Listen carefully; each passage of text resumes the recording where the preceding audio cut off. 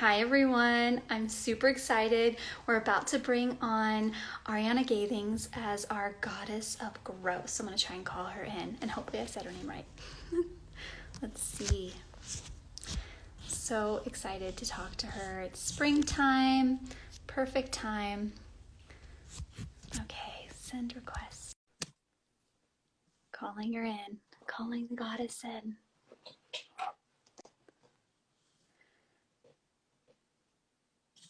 She is the goddess of nature, goddess of growth. And we already have people joining, super excited. Calling her in. It's such a beautiful day wherever you are. I hope it's warm and sunny. I'm in Denver and it's amazing. All right. She has so many messages. I don't know how we're going to pick just a few to talk about. So many beautiful messages that she has to share with us. Okay, let's see.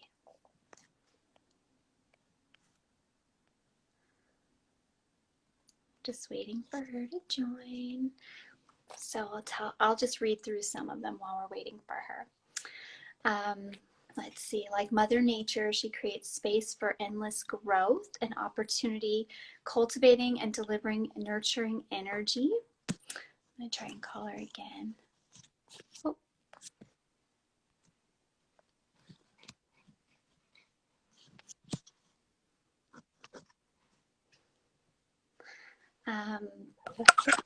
Hi. Hi, so sorry about that. It's been a super crazy day, but I'm so excited to go live with you today. Me too. I know it's been a crazy spring day. I've been like running around trying to get some sun while trying to do all the things, but being like, I need sunshine. Right. Really just moved too. So it's been like getting things out of the entryway and like just like trying to find some normalcy in my apartment so that I feel like it's my home. So it has been like an everyday thing for the past week, but I'm so glad that we got this chance to connect. Did you just move in or you're moving out or what? Just moved in. So last week I moved out of my old place and into this place. And it's totally a level up for me. It's so beautiful here. I have great light, a great view, great area. Like I'm very happy here.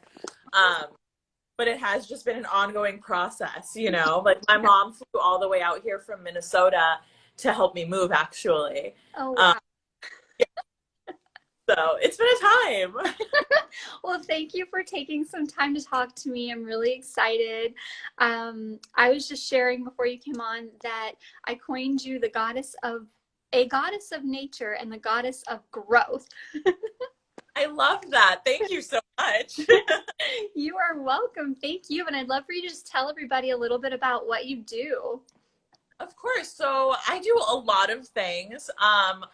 I guess I'll just like start at the top of the list and then kind of narrow it down. But, I went to school for design. So I'm an apparel designer. I work for a couple of different companies in that field. And as I was, in working like a 9 to 5 job, like in an office, I started bringing plants into it. And then we started having these little makers markets in the office. And I started selling, this was years ago, but it was just like succulents in jars for $10. Um, and that was like how I started selling plants, just like at a table, mason jar succulent, $10. Like, here you go. I spray painted the jars. I tried to make it really cute. And some girl came up to me that I worked with at the time and she was like, hey, I love this, but like, I'm the kind of person that just needs everything to be special for me. So can you do a custom order for me? So I like put together some succulent arrangement for this lady that I worked with and she loved it. And then another coworker came to me and then another coworker. And so then I started this random little business that ended up not being so random. It's a great part of my life. And it's called Plant Bitch LA for bitches that like plants. Basically, yeah, I just like really wanted to like reclaim derogatory language, and kind of turn something that was negative into a positive and kind of like almost like poke a hole in that kind of narrative. So that's the goal with Plant Bitch, is to just like really reclaim derogatory language, by reconnecting to nature and reconnecting to your inner and higher self. Mm-hmm. And so that is another thing that I do. I also teach yoga. And I teach meditation as well. There's always just a short meditation at the beginning of all of my yoga classes. I do that in Redondo at Yoga 6. Um, and what else do I do? There's so many. Um, um, yeah, I mean, like, I feel like design, yoga, plants, those are like my three biggest passions. And I kind of try to tie them all together by just like remaining authentic, connecting to my higher self, and like connecting to source as well. And just being able to kind of like let that lead me in any direction that I decide to go in my passions. Mm-hmm. I love it. And I actually love the name Plant Bitch LA. Like, I feel like when you combine it with like nature and plants, it feels really powerful. And I feel like it is reclaiming and something like it's not a word actually that I ever use, but in that term, I feel like it's pretty powerful. I This totally, works. and like I don't like using that word in any other way. You know what I mean? Unless I'm like talking to, like, if I'm referring to plant bitch, or I'm referring to like my bitches, you know what I mean? Like the bitches that love plants, but like in terms of like using it in a negative way or having it have a negative connotation in my life, like I feel like I have changed that definition for myself. And I think that a lot of things in life can be aligned for us if we choose to change our perspective on them. And that goes for language, that goes for like our opinion on how we want to work or how we want to love or how we want to raise our families or whatever it may be. It's all a perspective thing, and it's all about, your point of attraction as well. You are your point of attraction. So like, what is your perspective saying about that? And then like, what are you bringing to yourself through that perspective? And like, how are you viewing that through your own lens? So I think that all of that combined is kind of the inspiration for Plant Bitch, and kind of the inspiration for how I decided to change my life and to change my perspective on life. Mm-hmm. Yeah, and I didn't know that. And I love that about your story that you were basically like, I'm doing something I love and people are attracted to it and they're asking for it. And then it just grew into something bigger. And now you're doing all these things that you're passionate about, it seems, right? Yes, I mean, it happened, like, pun intended, it happened very organically. And like, isn't that like how things are Mm-hmm. supposed to happen when they're meant to be, you know? Mm-hmm. It never is like, I forced it the entire way and now I'm so successful. And like, I mean, there's always challenges, there's always obstacles, but no, I feel like rarely do I hear a story that's like, nothing worked, and so then I just forced it, and then I just like kept forcing it, and now I'm happy because I Yeah. just forced my way through life. I just like bulldozed over everything. Oh That's my God. never the story. It's always about, I came to this challenge and I shifted, and then I came to this challenge and I shifted again. And it's about, finding again that connection to source and that connection to self, and understanding, okay, which way do I shift, you know Mm-hmm. and like letting that guide you. Yes. Oh my gosh, that means actually a lot to me right now. I feel like I was just doing another live and everything, I feel like the universe is just kind of smacking me in the face with that exact message everywhere I Mhm. go. It's like every Instagram post, every podcast, every book, every person that I'm involved with. It's like saying that same exact message. So the fact that you just kind of brought it up again, it's like you're right. Like you're not forcing things, making them hard, and then boom. Like that's not how it works. It's you get into abundance by just allowing it to happen and doing what you're passionate about, what you love. When you're putting that positive, accepting, just be you energy out there and that authenticity, that's when the universe is like, okay, I'll sprinkle some, you know. But when you're Absolutely. And yeah, just like remembering that it's already done. You know what I yeah. mean? Like, we're just navigating it. We're just like going with that flow of energy, but like it's already done in so many ways for us, and just knowing that like the second that you decide that you deserve it, the second that you decide that it's attainable, the second that you let go of the resistance and the contrast and the self-limiting doubts is when the path starts to become illuminated. And it'll become illuminated in different ways. Just like for you, like right now, this is a theme in your life, but this isn't always the theme in your life. Sometimes it's about just manifesting abundance, and it's about working and grinding and doing your best and making money. You know, sometimes the theme in your life is focusing on your family or your home or like whatever it may be, you know, creating a sacred space for yourself or the people that you love. Um, and so like just understanding like, okay, like this is the theme in my life now. How do I lean into that? You know? Yeah. So one of what I love to do on these goddess lives is I love to read some of the messages from your goddess post and have you just go into them a little bit deeper. Is that cool? Of course. Okay, so I loved all of yours. One of the things that I love the most is how you said that you're inspired and opportunity when you get in flow with ideas, gardening, stretching, planning, accompanying this flow, you feel like the universe is cheering you on. And I was just like, yes. I loved that you feel like, you know, just do it, like kind of what we just talked about, like doing what you love. The universe is like, go girl, go, right? Absolutely. Mm-hmm. And like just like the fact that, you know, if you're going to focus on negative things, then negative things are going to continually manifest. You know, that energy is going to continue to stay present in your life. But if you can just like, because the negative things are always going to be there, you know, like there's going to be people, there's going to be things, there's going to be situations, jobs, whatever. Then those things are always going to push our buttons. But the more that we can just focus on the good things, and even if there's just one good thing, you know what I mean? Like, even if the one good thing is your garden, you know, if you can just pour love into that and focus on that, then you'll start to notice that all the other things are going to, in your life, are going to feed off of that energy and then also start to fall into place, you know? Mm-hmm. So it's just like about being like, okay, this exists, it's over here, it's whatever, but I have other good things in my life, you know? And that's when you kind of start to feel that like, oh my gosh, the universe is cheering me on. It's giving me everything that I want because I'm not going to live a fear-based life. I'm not going to give in to, you know, whatever else is on the back burner that's telling me I should be worried. Mm-hmm. Yeah, I'm reading. Have you read The Big Leap? I don't think so. It's No. I don't have it right here, but it's a really short book. I mean, it's like, you know, this big, but it's such a good book. And he talks about that. It's all about mindset and shifting and kind of recognizing your zone of genius and if you have an upper limit problem. Like a lot of us seem to have this issue where as soon as we start doing well, then we feel like we hit our, like this wall, this upper limit. And so we sabotage ourselves back down. So how to like break through and realize you don't really have an upper limit problem. You just need to get into your zone of excellence or your zone of genius and do like what we're talking about, what you're passionate about and you love, and the universe and everything will fall into line. But one of the things he talks about is just that, like, okay, whenever something really bad or you perceive something bad happening, take it and break it down into like 5 steps and realize, okay, even if this does happen, like what are the positives? But even if this does happen, how will it like roll into something that could potentially be a positive?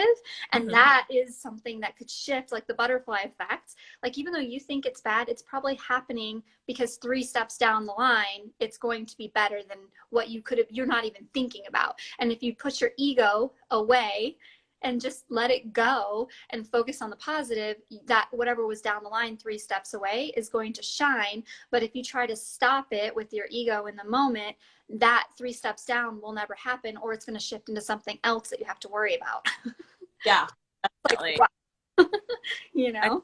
I completely agree with that. I feel like hindsight is 2020, and like just trusting that everything is happening for you and not to you is like the biggest lesson. Like there's so many things that happened in this past year. I lost 3 jobs in 2020. So Really? like so many things in the past year that I thought were the end of me. I thought I was a failure. I thought that, you know what I mean? And then it just opened bigger doors. It opened better, you know, better relationships, better opportunities, better living situations. You know, I was so afraid when my roommate said, hey, I'm not going to stay in LA. So, I mean, like you can find another roommate or you can, you know, find your own place or whatever. I was like, oh my gosh, how am I going to afford a place by myself? Like, what am I going to do? You know, am I going to find a place? I looked at like 25 places. Um, and just like realizing that like all the contrast is there because you need to figure out what you don't want, and you need to figure out what's not working just as much as you need to figure out what is working. Um, Mhm. and that's such an ego thing. Being fearful is such an ego driven thing. Yep. If we could just get out of our own way. So, Struggle. so the plants, though, I think that everybody that I talked to in 2020 became like they loved plants, but now they like love them. It's like everybody just seemed to adopt this like I must have plants. Have you noticed this? I have. Um, and I feel like it's honestly because people are home and they want to feel comfortable in their home, and like to be in a space right now where like your energy is so like in one place, like Mm, you have to be a comforting place. And you think about what having a pet or having a plant in your home really does for us. It brings us that additional energy, that additional connection to nature, that additional higher vibrational frequency that comes with that. And it's just uplifting.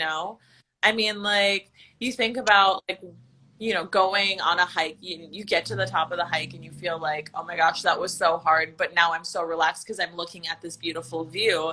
Like, you want that same thing for your home. You want to wake up and feel like you're looking at this beautiful view, and it'll, just put us at ease right now. Like, life is insane and it's kind of hard for a lot of people.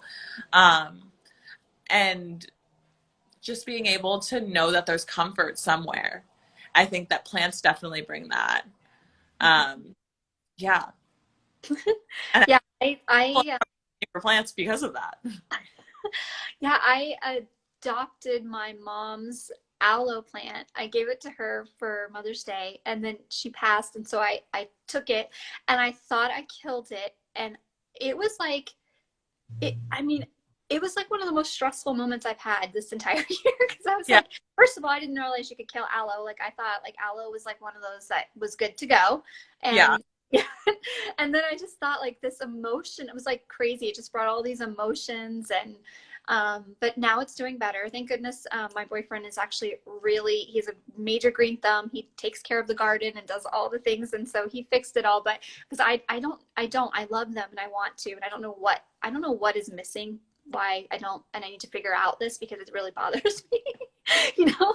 So, but he took care of it and it's okay. But it was just a moment. And I thought I'd relay it because I was like, wow, like I've just never really had plants. And now that I do, I care for them just like my cat is like eating this aloe plant. And I'm like, My stop it. cat, and then I plant throw up and I'm like, ugh. Um, but yeah, I mean, like, it's all about, developing a relationship with your plants, as strange as that sounds, like Mhm. you're gonna notice things about your plants. Like this one that I have in the corner right here was kind of like sagging like earlier this week. It was just like, I mean, it had gone through a move. It's been really hot in LA. And I just brought it outside and watered it, and I was like, okay, now she's good. This plant is out for 20 minutes and its leaves just start getting burnt to a crisp by the sun. And I'm like, okay, no, she's not good. We need to go back inside right now. You know what I mean? So like just understanding like, okay, my plant looks a little sad right now. I wonder what it needs. Okay, now I'm giving it like too much of what I thought it needs. You know what I mean? So it's kind of like a give and take thing where, like, especially when you have a lot of plants, it can seem overwhelming. But once you kind of get into a groove with it and understand, like, okay, this plant literally only needs to be watered once every 14 days. Like, I'm just going to leave him alone. He's in the corner, chilling, whatever. Versus the more sensitive plants, or like the plants that I'm trying to bring back to life or whatever it may be, might need more attention. So just like, again, it's about, being able to read that energy and kind of tapping into it a little bit. Mm-hmm. Yeah, I have a money tree that I've same thing, like it was going downhill and then now it's not. But I like actually get up in the morning and I say my gratitude exercise next to it and I pet it. Oh, that's so nice. I go like pet it and then I pet my cat and then so it's like I feel like I'm trying to take care of them, like treat it like an animal, like which I never did before. And now it's like I think they're thriving and that makes me feel really good. That's wonderful. Like, it feels good to like bring something back to life too and be like, okay, like I figured out what this needed. I'm Yeah. intuitive. I can do this, you know? Yes. So some other goddess messages that I loved, which I'm going to just read. You talked about, which actually this is so cool because all of the goddesses have mentioned this, and some of the goddesses I knew and some I didn't. And so this is really exciting to me that everybody has the same kind of message of just go for it. And you talked about that, like not to limit yourself or refrain from trying something out of fear because the market maybe is saturated, or other people maybe are doing it or they're doing it well, like just to continue to go for it. And I really appreciated that message because I think, especially since COVID, there's a lot of people changing it up and doing new things and putting themselves out there, which is beautiful. And I hope that that's kind of like what people are hearing from your message, that like just be you and it's okay, you know?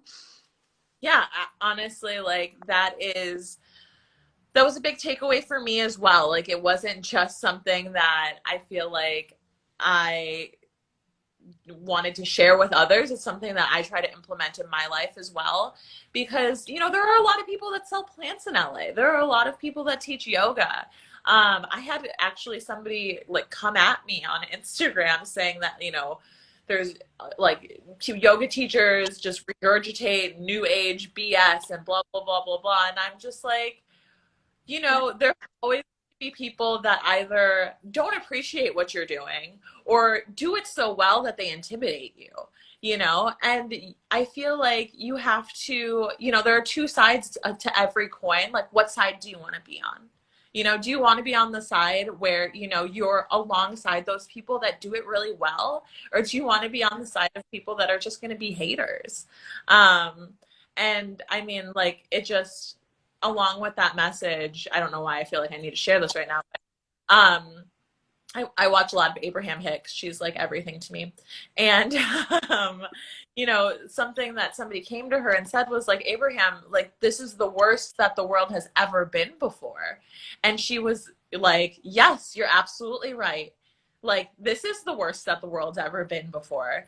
But this is also the best that the world has ever been before. And you get to choose what side that you want to be on.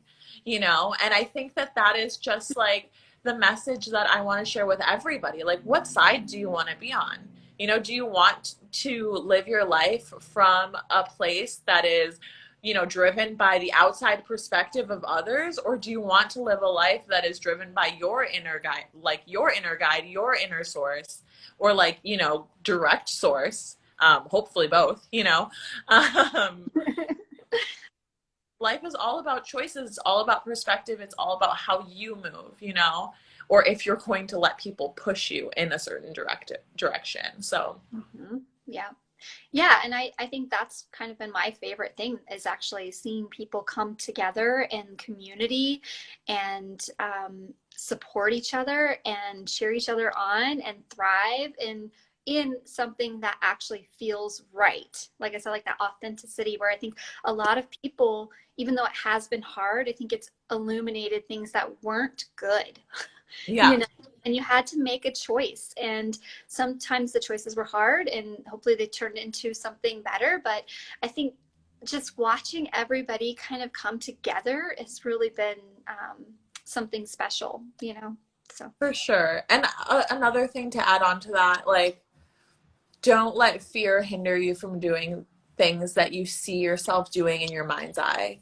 Like if you have these fantasies of yourself doing that, of you on roller skates being like a baddie on Instagram, or, like whatever it may be, then like your thoughts can become things, your thoughts can become reality. Like if you're thinking about this thing and you can visualize it, then that already exists somewhere. So pull it out of that reality with the capital R and bring it into your life. Like, my favorite quote lately is, sucking at something is the first step to being sort of good at something. And, and like, there's so many things that I do that I wouldn't say that I suck at them, but I'm certainly not good at them. Like I used to not know how to even like stand on a longboard. You know, I used to be so afraid of skating, you know, and these are just like little minute things that bring me joy. Um, but like I just was like, you know what? I see myself like in my mind's eye when I moved out here. You know, I had this friend and she was like this cool girl that would always longboard everywhere. And I was like, I could see myself doing that. I want to be friends with this girl. I'm going to figure this out, you know? And like I did suck at it at first. And now like I feel very comfortable doing that. And it's just like again, little things that bring you joy. Not everything has to be this big monumental life change that's going to like make you happier. You know, the only thing that's really going to make you happy is like doing the things that you think you should be doing with your life. And a lot of those things are subliminal messages that are just coming to us and we're like daydreaming, fantasizing, and it's like no, that exists in real life, like somewhere else. Bring it to you. Yeah. Well, and if you're extremely stressed out and stuck in the mindset of not being happy and fear-based, you're probably not going to notice the daydream or the subliminal message as it's coming at you because you're not open to it. Oh, yes. Meditate. Be open to receive.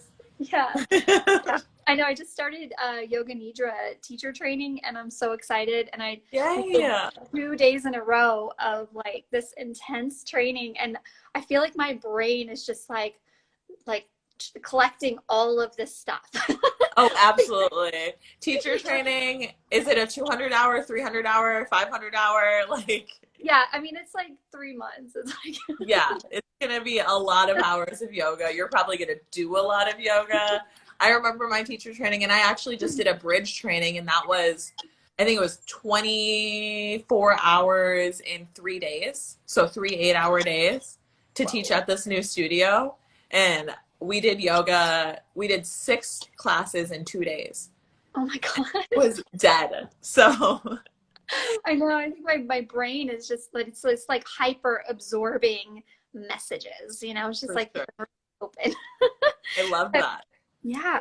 So also one of the things about this that is really special is that I ask you, like I know we've been giving all these messages, but to give me a very clear intention message that you'd like to be your goddess prompt, and then I put them into journal prompts in my moons letter. I have a moons letter, not a newsletter, because it comes out on the Love full it. moon. And it's going to be, this is your like journal goddess message prompt for everyone.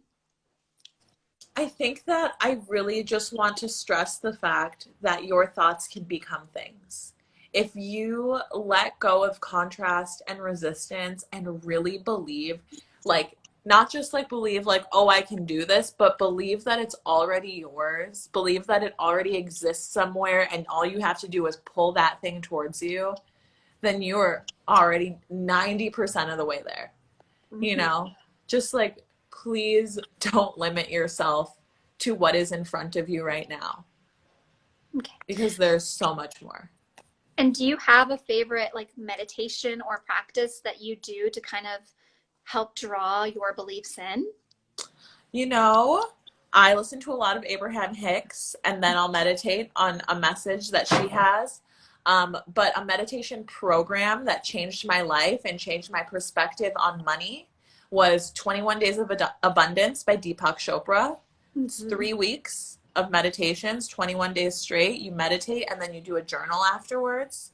I'm not even kidding. I made the most money that I had in my entire life just by, you know, really believing that like there were no limitations in my life when it came to being wealthy, like monetarily.